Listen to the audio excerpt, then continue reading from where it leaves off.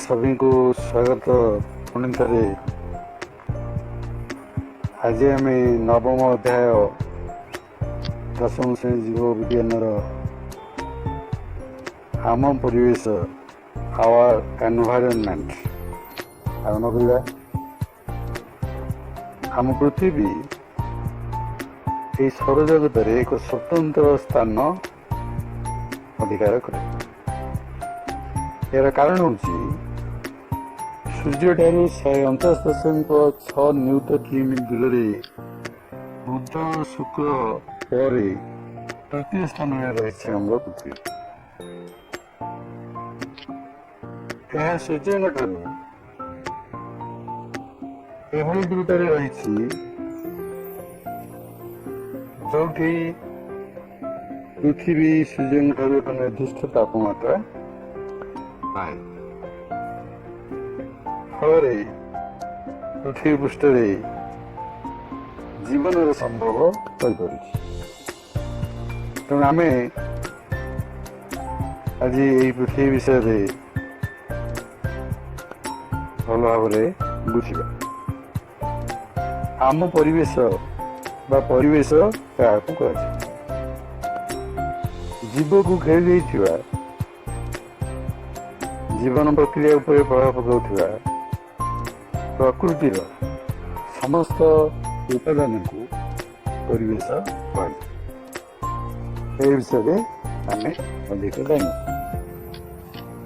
देवली प्रथम आम देखा जीवमंडल। पृथ्वी पृष्ठ में समस्त प्रकार जलर उत्स को जलमंडल कहुए। यही मंडल रे समुद्र हिम प्रवाह नदी ह्रद पुष्करिणी झरणा एपरिक भूतल जल अंतर्भुक्त।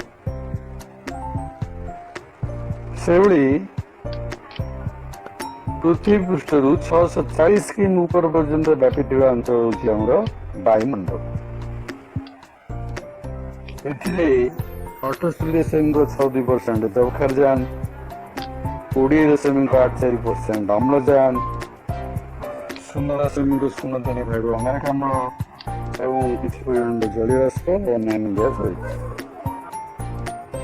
से पृथ्वी पृष्ठ समस्त प्रकार माटी पत्थर पहाड़ पर्वत ये सब को कह जाए अश्वमंडल बा प्रस्तर मंडल। यही जलमंडल वायुमंडल और अश्वमंडल समस्त स्थल परस्पर मध्य समन्वय जो जीव सृष्टि एवं जीवन धारण संभव हो। जीवन धारण भली अनुकूल वातावरण थिबा यह अंचल को कह जाए जीवमंडल। यही जलमंडल वायुमंडल और अश्वमंडल समस्त स्थल परस्पर मध्य समन्वय जो जीव सृष्टि एवं जीवन धारण संभव हो।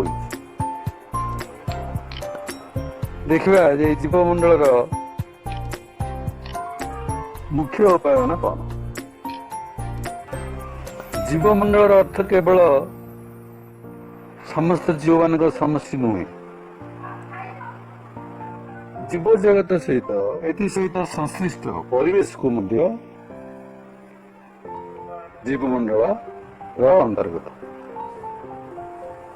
जीव एवं ताकू प्रभाव पकाउथिबा परिवेश समष्टि को कहुए परिसंस्था बा इकोसिस्टम।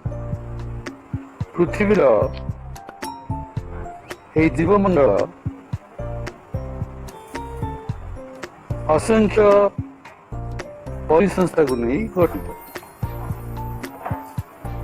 परिसंस्था सौरशक्ति द्वारा परिचालित आत्मनियंत्रण क्षम एक प्राकृतिक संस्था। जीवमंडल मुख्य उपादान गुटे हूँ समस्त जीव वायुमंडल जलमंडल अश्वमंडल इत्यादि। देखा ପରିସଂସ୍ଥା ଗୋଟିଏ ଅଞ୍ଚଳରେ ବାସ କରୁଥିବା ସମସ୍ତ ସଜୀବ ତଥା ଉଦ୍ଭିଦ ପ୍ରାଣୀ ଅଣୁଜୀବ ନିର୍ଜୀବ ବସ୍ତୁ ଯଥା ମାଟି ପାଣି ପବନ ଏସବୁକୁ ନେଇ ପରିସଂସ୍ଥା ଗଠିତ। ପରିସଂସ୍ଥା ପ୍ରକୃତିର ଏକ ଗାଠନିକ ଓ କ୍ରିୟାତ୍ମକ ଏକ ଜୀବ ଓ ପରିବେଶ ଭିତରେ ଏକ ନିବିଡ଼ ସମ୍ପର୍କ ରହିଛି। ଏହି ସମ୍ପର୍କକୁ ପରିବେଶ ସନ୍ତୁଳନ ବା ପ୍ରାକୃତିକ ଭାରସାମ୍ୟ କୁହାଯାଏ। ଜୀବମଣ୍ଡଳରେ ଅନେକ ପରିସଂସ୍ଥା ରହିଛି, ଯେଭଳି ଜଙ୍ଗଲ ପରିସଂସ୍ଥା, ତୃଣଭୂମି ପରିସଂସ୍ଥା, ମରୁଭୂମି ପରିସଂସ୍ଥା, ପୁଷ୍କରିଣୀ ପରିସଂସ୍ଥା, ନଦୀ ପରିସଂସ୍ଥା, ସମୁଦ୍ର ପରିସଂସ୍ଥା ଇତ୍ୟାଦି। ଏହି ପରିସଂସ୍ଥା ବା ଇକୋସିଷ୍ଟମ ଶବ୍ଦର ବ୍ୟବହାର ପ୍ରଥମେ 1935 ମସିହାରେ A.G. ଟାନ୍ସଲେ ପ୍ରଚଳନ କରିଥିଲେ। ପରିସଂସ୍ଥାର ଗାଠନିକ ଉପାଦାନ। ପୃଥିବୀରେ ଥିବା ପରିସଂସ୍ଥା ଗୁଡ଼ିକ ଯଦିଓ ବିଭିନ୍ନ ପ୍ରକାରର ହୋଇଥାଏ, କିନ୍ତୁ ଏହା ଭିତରେ ଅନେକ ସମାନତା ରହିଛି, କାରଣ ପ୍ରତ୍ୟେକ ପରିସଂସ୍ଥା ଚାରିଗୋଟି ଉପାଦାନକୁ ନେଇ ଗଠିତ, ଯଥା ଅଜୈବ ଉପାଦାନ, ଉତ୍ପାଦକ, ଭକ୍ଷକ ଏବଂ ଅପଘଟକ। ଆମେ ଦେଖିବା ଏହି ଅଜୈବିକ ଉପାଦାନ ଗୁଡ଼ିକ କଣ? ପରିବେଶରେ ଥିବା ମାଟି ପାଣି ପବନ, ଅନ୍ୟ ମୌଳିକ ପଦାର୍ଥ, ଯୌଗିକ ପଦାର୍ଥ, ସମସ୍ତ ନିର୍ଜୀବ ପଦାର୍ଥ ହେଲେ ପରିସଂସ୍ଥାର ଅଜୈବିକ ଉପାଦାନ। ଏହି ଅଜୈବିକ ଉପାଦାନ ତିନି ଭାଗରେ ବିଭକ୍ତ କରିପାରିବା। ଜଳବାୟୁ ଓ ଏହାକୁ ନିୟନ୍ତ୍ରଣ କରୁଥିବା କାରକ ଯଥା ତାପମାତ୍ରା, ଆର୍ଦ୍ରତା, ଆଲୋକ। ଦୁଇ ହେଲା ଜୀବଭୂତ ରସାୟନ ଚକ୍ରରେ ଭାଗ ନେଉଥିବା ଜଳ, ଅଙ୍ଗାରକ, ଯବକ୍ଷାରଜାନ, ଗନ୍ଧକ, ଫସ୍ଫରସ୍ ପରି ଅଜୈବିକ ପଦାର୍ଥ।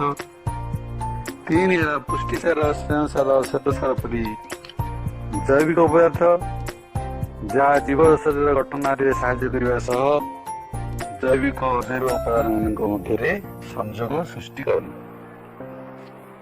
ଦ୍ୱିତୀୟଟି ହେଲା ଉତ୍ପାଦକ। ପରିବେଶରେ ଥିବା ସମସ୍ତ ପ୍ରକାର ସବୁଜ ଉଦ୍ଭିଦ, ଯେଭଳି ଘାସ, ସବୁଜ ଗଛ, ପ୍ଲବ ଇତ୍ୟାଦି ହେଉଛନ୍ତି ଉତ୍ପାଦକ। ସେମାନଙ୍କ ଠାରେ ଥିବା କ୍ଲୋରୋଫିଲ୍ ବା ସବୁଜ ବାଣ ସାହାଯ୍ୟରେ ସେମାନେ ସୂର୍ଯ୍ୟର ଆଲୋକ ଶକ୍ତିକୁ ରାସାୟନିକ ଶକ୍ତି ବା ଶ୍ୱେତସାରରେ ରୂପାନ୍ତରିତ କରନ୍ତି। ତେଣୁ ଉତ୍ପାଦକକୁ ସ୍ୱଭୋଜୀ ବା ସ୍ୱପୋଷୀ କୁହାଯାଏ। ତାପରେ ଆମେ ଦେଖିବା ଭକ୍ଷକ। ଭକ୍ଷକ ହେଉଛନ୍ତି ସେମାନେ ଯେଉଁମାନେ ପ୍ରତ୍ୟକ୍ଷ ବା ପରୋକ୍ଷ ଭାବେ ଖାଦ୍ୟ ପାଇଁ ଉତ୍ପାଦକ ଉପରେ ନିର୍ଭର କରନ୍ତି। ସେଥିପାଇଁ ସେମାନଙ୍କୁ ପରଭୋଜୀ କୁହାଯାଏ। ଖାଦ୍ୟାଭ୍ୟାସ ଅନୁସାରେ ପରଭୋଜୀ ମାନଙ୍କୁ ପ୍ରାଥମିକ ଭକ୍ଷକ, ଦ୍ୱିତୀୟକ ଭକ୍ଷକ, ତୃତୀୟକ ଭକ୍ଷକ ଏବଂ ଶୀର୍ଷ ଭକ୍ଷକ ଏଇଭଳି ନାମକରଣ କରାଯାଇଥାଏ। ପ୍ରାଥମିକ ଭକ୍ଷକ କାହାକୁ କୁହାଯାଏ? ନିଜର ଖାଦ୍ୟ ପାଇଁ ଯେଉଁ ଜୀବମାନେ ସିଧାସଳଖ ଉତ୍ପାଦକ ଉପରେ ନିର୍ଭର କରନ୍ତି ସେମାନଙ୍କୁ କୁହାଯାଏ ପ୍ରାଥମିକ ଭକ୍ଷକ। ଗୋଟିଏ ଘାସ ପଡିଆ ପରିସଂସ୍ଥାରେ ଝିଣ୍ଟିକା ବା ଠେକୁଆ ସିଧାସଳଖ ଘାସ ଉପରେ ନିର୍ଭର କରି ବଞ୍ଚନ୍ତି, ତେଣୁ ଏମାନେ ହେଲେ ପ୍ରାଥମିକ ଭକ୍ଷକ। ଯେତେ ସବୁ ମାଂସାଶୀ ପ୍ରାଣୀ, ଏମାନେ ହେଲେ ଦ୍ୱିତୀୟକ ଭକ୍ଷକ। ଖାଦ୍ୟ ପାଇଁ ସେମାନେ ତୃଣଭୋଜି ଉପରେ ନିର୍ଭର କରନ୍ତି, ଯେଭଳି ଝିଣ୍ଟିକାକୁ ଖାଉଥିବା ବେଙ୍ଗ। ଦ୍ୱିତୀୟକ ଭକ୍ଷକ ମାନଙ୍କୁ ପ୍ରାଥମିକ ମାଂସାଶୀ ପ୍ରାଣୀ ବା ମାଂସାଶୀ କମ ଏକ ବା କାର୍ନିଭର ଅର୍ଡର 1 ବା C1 ମଧ୍ୟ କୁହାଯାଏ। ଯେଉଁ ଭକ୍ଷକ ଶ୍ରେଣୀ ଦ୍ୱିତୀୟକ ଭକ୍ଷକ ମାନଙ୍କୁ ଖାଦ୍ୟ ରୂପେ ଗ୍ରହଣ କରନ୍ତି ସେମାନଙ୍କୁ ତୃତୀୟକ ଭକ୍ଷକ ବା କାର୍ନିଭର ଅର୍ଡର 2 ବା C2 କୁହାଯାଏ। ଗୋଟିଏ ଘାସପିଟିଆ ପରିସଂସ୍ଥାରେ ବେଙ୍ଗକୁ ଖାଉଥିବା ସାପ ହେଉଛି ତୃତୀୟକ ଭକ୍ଷକ। ପରିସଂସ୍ଥାର ଚତୁର୍ଥ ଉପାଦାନ ତାପରେ ଆମେ ଦେଖିବା ଅପଘଟକ। ନିଜର ଖାଦ୍ୟ ପାଇଁ ମୃତ ପ୍ରାଣୀ ଉଦ୍ଭିଦ ସେମାନଙ୍କ ଶରୀରରୁ ନିଷ୍କାସିତ ହେଉଥିବା ବର୍ଜ୍ୟବସ୍ତୁ ଉପରେ ନିର୍ଭର କରି ଯେଉଁ ଜୀବମାନେ ନିଜର ଆବଶ୍ୟକତା ପୂରଣ କରନ୍ତି ସେଗୁଡ଼ିକୁ କୁହାଯାଏ ଅପଘଟକ। ଏବଂ ଅପଘଟକ ହେଉଛନ୍ତି ବୀଜାଣୁ, କବକ ଆଦି ପ୍ରାଣୀ ଇତ୍ୟାଦି। ପରିସଂସ୍ଥାର କ୍ରିୟାତ୍ମକ ଦିଗ। ପ୍ରତ୍ୟେକ ପରିସଂସ୍ଥାରେ କିଛି ନିର୍ଦ୍ଦିଷ୍ଟ କାର୍ଯ୍ୟକାରୀ ପ୍ରଣାଳୀ ରହିଛି। ସେଥିମଧ୍ୟରୁ 4ଟି ମୁଖ୍ୟ କାର୍ଯ୍ୟକାରୀ ପ୍ରଣାଳୀ ହେଉଛି 1 ଖାଦ୍ୟ ଶୃଙ୍ଖଳ, 2 ଶକ୍ତି ପ୍ରବାହ, 3 ପୋଷକ ଚକ୍ର, 4 ସମସ୍ଥିତି। ଆମେ ପ୍ରଥମେ ଦେଖିବା 1 ଖାଦ୍ୟ ଶୃଙ୍ଖଳ। ପରିସଂସ୍ଥାରେ ଖାଦ୍ୟ ପାଇଁ ଜୀବଜୀବମାନଙ୍କ ମଧ୍ୟରେ ଯେଉଁ ସମ୍ପର୍କ ରହିଥାଏ ତାକୁ କୁହାଯାଏ ଖାଦ୍ୟ ଶୃଙ୍ଖଳ। ପରିସଂସ୍ଥାରେ ସବୁଜ ଉଦ୍ଭିଦ ହେଉଛନ୍ତି ଉତ୍ପାଦକ। ତୃଣଭୋଜୀ ମାନେ ସବୁଜ ଉଦ୍ଭିଦ ଖାଇ ବଞ୍ଚନ୍ତି, ଯେଭଳି ଆମର ତୃଣଭୂମି ପରିସଂସ୍ଥାରେ ଘାସ ଖାଇ ଝିଣ୍ଟିକା ବଞ୍ଚେ। ତୃଣଭୋଜୀ ମାନଙ୍କୁ ମାଂସାଶୀ ପ୍ରାଣୀମାନେ ଖାଇ ବଞ୍ଚନ୍ତି, ଯେଭଳି ଝିଣ୍ଟିକାକୁ ବେଙ୍ଗ ଖାଏ। ସେଭଳି ମାଂସାଶୀ ପ୍ରାଣୀ ମାନଙ୍କୁ ତାର ଉପର ସ୍ତରରେ ରହିଥିବା ପ୍ରାଣୀ ମାନେ ଖାଦ୍ୟ ରୂପେ ଖାଆନ୍ତି, ଯେଭଳି ବେଙ୍ଗକୁ ସାପ ଖାଏ। ତେଣୁ ଏଇଭଳି ଆମେ ଦେଖିଲେ ଗୋଟେ ପରିସଂସ୍ଥାରେ ସବୁଜ ଉଦ୍ଭିଦ ଠାରୁ ବିଭିନ୍ନ ଅନୁକ୍ରମରେ ତୃଣଭୋଜୀ ଓ ମାଂସାଶୀ ପ୍ରାଣୀ ମାନଙ୍କର ବାଟ ଦେଇ ଖାଦ୍ୟ ଓ ଖାଦ୍ୟସ୍ଥିତ ଶକ୍ତିର ପ୍ରବାହ ହୋଇଥାଏ।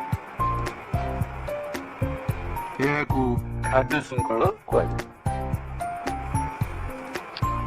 ଖାଦ୍ୟ ଶୃଙ୍ଖଳ ସାଧାରଣତଃ ନିମ୍ନୋକ୍ତ ଖାଦ୍ୟ ସ୍ତରକୁ ନେଇ ଗଠିତ, ଯଥା ଉତ୍ପାଦକ ବେଳେ ସବୁଜ ଉଦ୍ଭିଦ ହେଲା ପ୍ରଥମ ସ୍ତର, ତୃଣଭୋଜୀ ହେଲା ଦ୍ୱିତୀୟ ଖାଦ୍ୟ ସ୍ତର, ମାଂସାଶୀ କ୍ରମ 1 ହେଲା ତୃତୀୟ ଖାଦ୍ୟ ସ୍ତର, ମାଂସାଶୀ କ୍ରମ 2 ହେଲା ଦ୍ୱିତୀୟ ଖାଦ୍ୟ ପଞ୍ଚମ ଖାଦ୍ୟ ସ୍ତର, ମାଂସାଶୀ କ୍ରମ 2 ହେଲା ଚତୁର୍ଥ ଖାଦ୍ୟ ସ୍ତର,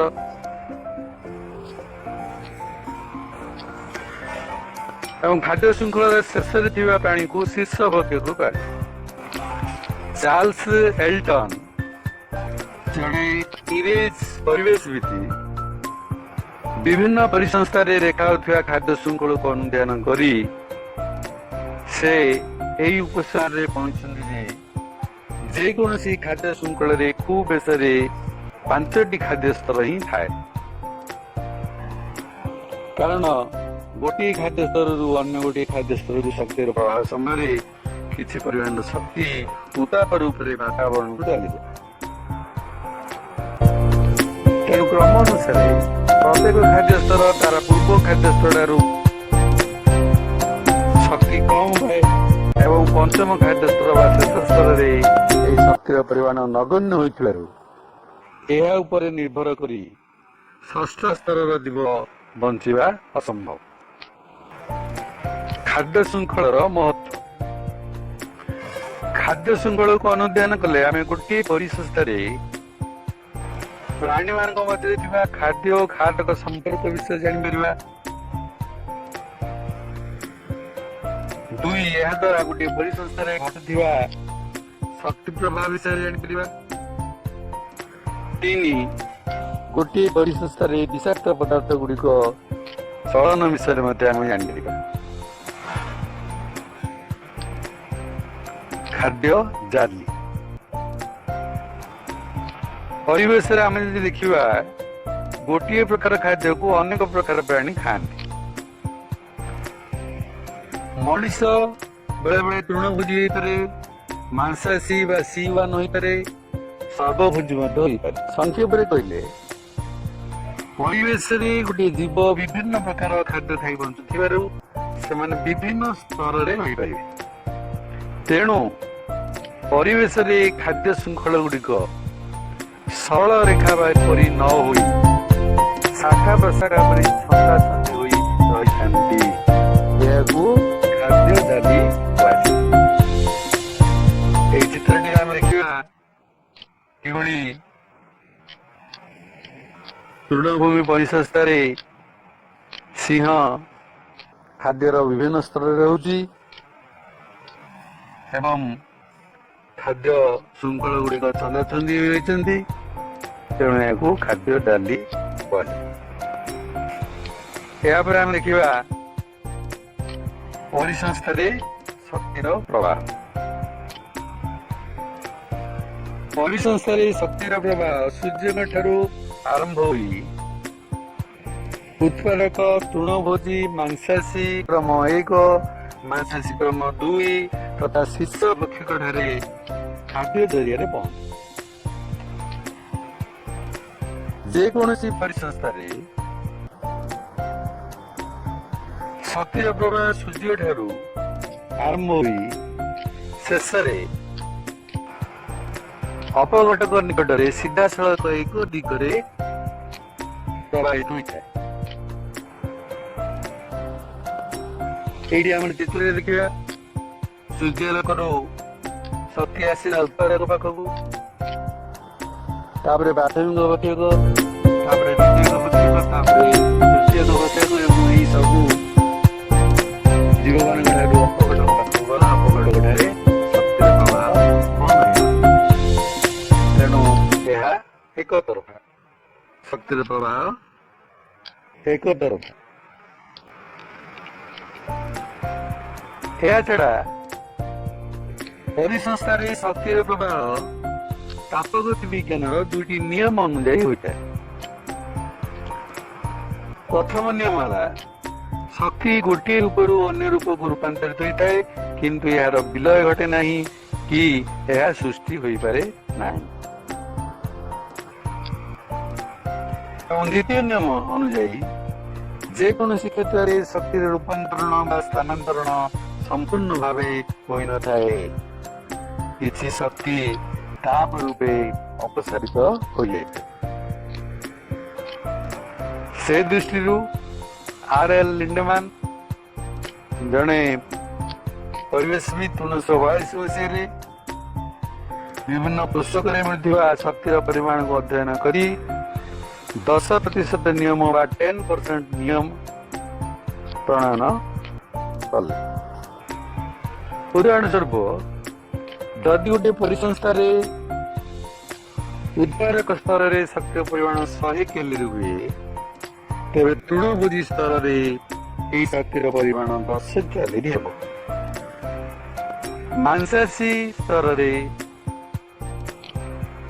ଏହା 1 କ୍ୟାଲୋରି ଶକ୍ତିରେ ପରିଣତ ହେବ ଏବଂ ମାଂସାଶୀ ସ୍ତର 2 ଠାରେ ଏହି ଶକ୍ତିର ପରିମାଣ 0.1 କ୍ୟାଲୋରି ହେବ। ତାପରେ ଆମେ ଦେଖିବା ଇକୋଲୋଜିକାଲ ପିରାମିଡ। ଚାର୍ଲସ ଏଲଟନ 1937 ମସିହାରେ ବିଭିନ୍ନ ପରିସଂସ୍ଥା ବିଷୟରେ ଅନୁଧ୍ୟାନ କରି ଦେଖିଲେ, ପରିସଂସ୍ଥାରେ ଉତ୍ପାଦକ ମାନଙ୍କର ସଂଖ୍ୟା ସବୁଠାରୁ ଅଧିକ